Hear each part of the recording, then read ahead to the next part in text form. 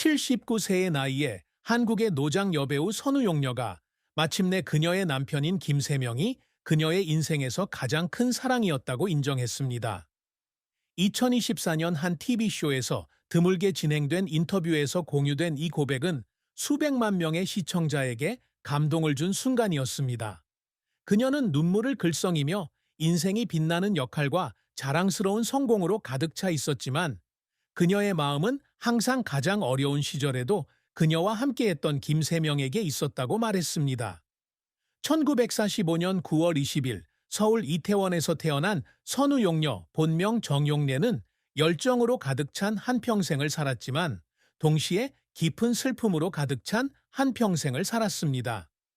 두 자녀인 최연재와 김종욱의 어머니이자 1970년부터 2014년 사망할 때까지 김세명의 아내였던 선우 씨는 한국 영화계의 상징일 뿐만 아니라 개인적 상실과 명예의 압박에 시달렸던 여성이기도 했습니다. 야심찬 댄서에서 존경받는 여배우로 거듭난 그녀의 경력은 인내와 재능의 증거입니다. 하지만 그 화려함 뒤에는 정신적 상처, 그녀를 울게 만든 투쟁, 그리고 그녀가 평생을 바쳐 추구해온 꿈이 있습니다. 선우용녀의 가장 큰 슬픔은 단지 자신의 삶에서 일어난 상실만이 아니라 사랑하는 사람에게 전하지 못한 말에 대한 후회이기도 합니다. 선우용녀의 인생에서 가장 큰 슬픔은 개인적 스캔들로 인한 트라우마, 사랑하는 사람을 잃은 슬픔, 그리고 자신의 노력이 제대로 인정받지 못했다는 느낌 등이 합쳐진 결과입니다. 서울의 활기차면서도 세련된 지역인 이태원에서 자란 선우는 클래식 발레 무용수가 되는 것을 꿈꾸는 소녀입니다. 하지만 그녀의 아버지는 직장인이고 어머니는 주부였기 때문에 그녀의 꿈을 지지하지 않았고 그것은 비현실적인 길이라고 생각했습니다. 이런 지원의 부족으로 선우는 외로움을 느꼈고 그녀는 어린 시절 종종 뒷마당에서 발레 연습을 하며 꿈을 이룰 수 없을 것 같아 울었다고 말했습니다. 이러한 슬픔은 1969년 그녀가 큰 스캔들에 직면하면서 더욱 깊어졌습니다. 당시 그녀는 첫 딸인 최연재를 임신했지만 아직 김세명과 결혼하지 않은 상태였습니다. 이는 당시 보수적인 한국 사회에서 엄청난 비난의 물결을 일으켰습니다. 이 스캔들로 인해 선우는 연기 활동을 잠시 중단해야 했고 그녀는 사회에서 소외감을 느껴 방에서 울기도 했습니다. 또 다른 슬픔은 2014년 김세명의 죽음이었습니다. 그는 비밀스러운 음악 프로듀서로 그녀의 가장 친한 친구였지만 폐암과의 싸움 끝에 세상을 떠나면서 그녀에게 채울 수 없는 공허함을 남겼습니다. 그녀는 세명을 잃는 것은 마치 영혼의 일부를 잃는 것과 같다고 말한 적이 있으며 종종 세명에 대한 꿈을 꾸었는데 그 꿈을 꿀 때마다 눈물이 났다고 했습니다. 선우는 그의 경력에서 깊이가 부족하다는 비판을 받았는데 특히 그의 경력 초기에는 더욱 그랬다. 그녀는 한때 자신을 오로지 외모에만 의존하는 여배우로 묘사한 기사를 읽고 울기도 했습니다. 그녀는 배역에 필요한 배역을 찾기 위해 수시간 동안 자료를 조사했습니다. 가족의 지원 부족, 개인적 스캔들, 사랑하는 남편을 잃은 상실감, 오해받았다는 감정 등 이러한 슬픔은 선우를 회복력이 강하지만 정신적으로는 상처받은 여성으로 만들었습니다. 선우용녀는 50년이 넘는 세월 동안 가수로 활동해왔으며 그 과정에서 큰 성공을 거두기도 했지만 그녀를 울게 만든 고통스러운 실패와 노력도 겪었습니다. 선우는 1965년 TBC의 공개 오디션에 무용수로 합격했지만 곧 연기자로 전향했다. 그녀의 첫 역할은 1966년 영화 Attendant Court Lady였는데 이 작은 역할이 그녀의 경력의 시작이 되었습니다. 1970년대에 그녀는 여러 영화에 출연했으며 1977년 영화 포레스트 파이어에서의 역할로 제16회 대종상 시상식에서 여우조연상을 수상하면서 중요한 이정표를 세웠습니다. 그녀는 1976년 영화 유정과 보통 여자, 1979년 영화 내일을 향해 달리라에서 다재다능한 연기력을 선보이며 꾸준히 작품 활동을 이어갔다. 1969년 스캔들 이후 그녀는 일시적으로 연예계를 떠났고 1982년부터 1989년까지 미국으로 이주하여 연기를 공부하고 지역 예술학교에서 가르쳤습니다. 한국으로 돌아온 후 그녀는 1998년 시트콤 순풍산 부인과와 1012년 패밀리, 1012년 골든타임, 1013년 더 이상은 못 참겠어, 1006년 미녀 공심이, 2021년 미스 몬테크리스토, 2022년 지금 이 순간, 2023년 걷다 등의 드라마에 출연하며 TV에 집중했습니다. 2017년 사랑하기 때문에와 2004년 댄스 위드 솔리튜드에서의 그녀의 역할은 진정성과 깊이로 관객들에게 사랑받았습니다. 선우는 연기 활동 외에도 2011년부터 서울 호서예술대학교 연기학과 교수로 재직하며 젊은 세대의 배우들에게 영감을 주고 있습니다. 2010년에 그녀는 수백 쌍의 커플을 연결해주는 예상치 못했지만 성공적인 선택이었던 매칭메이킹 회사 레드힐스의 CEO가 되었습니다. 하지만 그녀의 경력은 실패 없이는 이루어지지 않았습니다.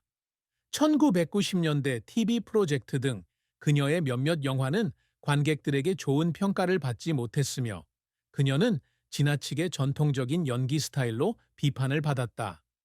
그녀는 예능 프로그램에 출연하면서 논란에 직면하기도 했는데 일부 시청자들은 그녀가 명성에 집착한다고 생각했습니다. 이런 순간 선우는 자신을 증명하기 위해 2배 더 열심히 노력하게 됩니다. 감독이 그녀에게 주연으로는 더 이상 적합하지 않다고 말했을 때 그녀는 분장실에서 울음을 터뜨린 적이 있다. 관객들은 그녀를 조연으로만 보고 싶어 하기 때문이다. 또 다른 때는 기술적인 이유로 촬영이 취소되어 울기도 했습니다. 중요한 역할을 맡기 위해 신중하게 준비했기 때문입니다. 업계의 경쟁에서부터 개인적인 실패까지 그런 고난은 선우를 끈기 있는 예술가로 만들었지만 동시에 그녀에게 지울 수 없는 고통을 안겨주었습니다.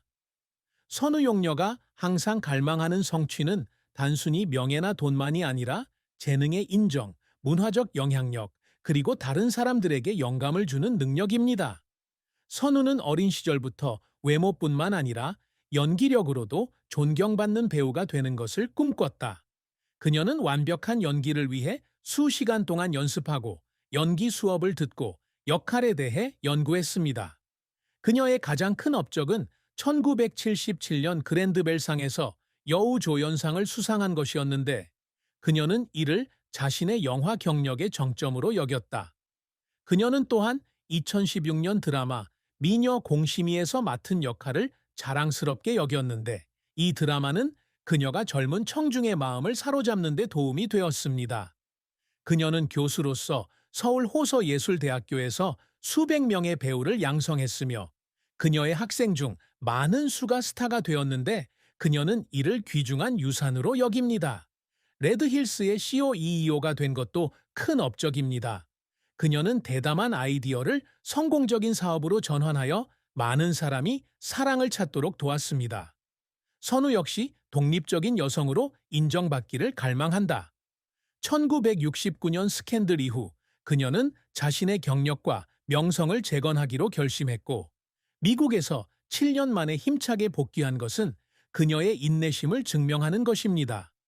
그녀는 또한 자선 활동에 참여하고 특히 서울의 불우한 여성과 어린이를 지원하는 등 영감을 주는 사람이 되기 위해 노력합니다. 2022년에는 보령해 양머드 엑스포 홍보대사로 위촉되어 사회 공헌에 대한 인정을 받았다.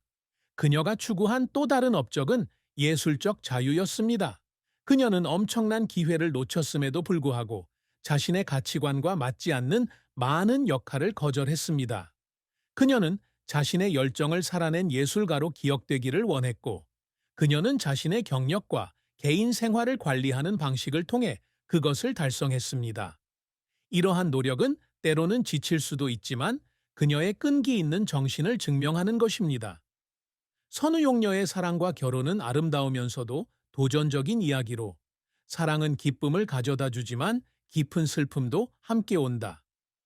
1970년 선우는 비밀스럽지만 재능 있는 음악 프로듀서 김세명과 결혼했다.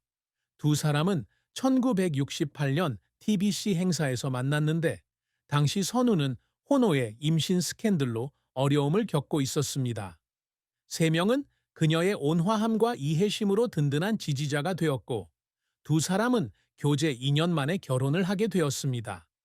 이 결혼으로 1969년에 태어난 최연재와 1972년에 태어난 김종욱이라는 두 자녀를 두었습니다. 세 명은 헌신적인 남편으로 선우가 바쁜 촬영 일정에도 불구하고 항상 그녀의 경력을 지원했습니다. 하지만 그들의 결혼 생활은 순탄치만은 않았습니다.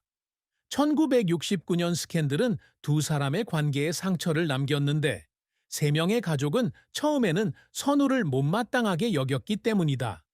그녀는 시어머니가 네 아들을 낳을 자격이 없다고 말했을 때 어느 날 울음을 터뜨린 적이 있었습니다. 세 명이 항상 그녀를 보호해 주었지만 그 말은 여전히 그녀의 마음을 아프게 했습니다. 또 다른 슬픔은 선우가 미국에서 살았던 몇 년 동안 이별을 겪었다는 것입니다. 1982년부터 1989년까지 그녀는 로스앤젤레스에서 공부하고 일하며 살았고 세 명은 한국에 머물며 아이들을 돌보았습니다.